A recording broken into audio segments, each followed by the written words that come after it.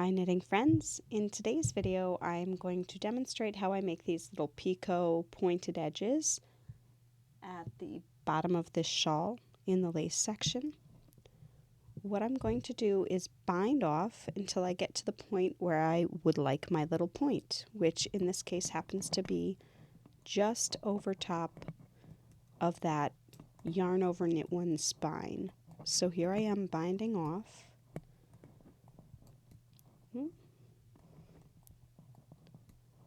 Binding off. Here's that spine. I'm going to knit that spine stitch. See what I mean by spine? Knitting that spine stitch, binding it off, and then I'm going to put the spine stitch back over onto the left hand needle.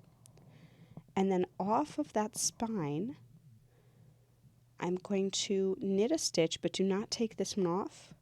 I'm going to slide that new stitch onto the left hand needle. Then I'm going to pick up another stitch off of that new one. So I'm doing a cast on. I cast on 2 stitches in the knit cast on method. And now what I'm going to do is bind off until I get to the very next place where I want the point.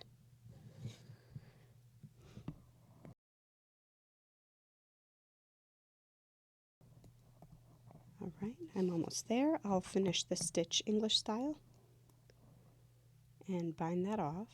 So I have my spine stitch knitted right here. I'm going to put it back onto the left hand needle, and then I'm going to work the knit cast on, which is knitting into the stitch, but do not take the old stitch off of the left hand needle. Insert the needle in and come on up. Knit that stitch, do not take the stitch off, and then bring the left needle forward up onto the stitch. And then you're going to proceed by binding off until you get to the next point where you'd like one of your little picots. When I block the shawl, I'm going to take extra care at the picots to place a pin here. So at each picot, I'm going to pin out the little blip. That way they really stand out nicely in the shawl. Happy knitting!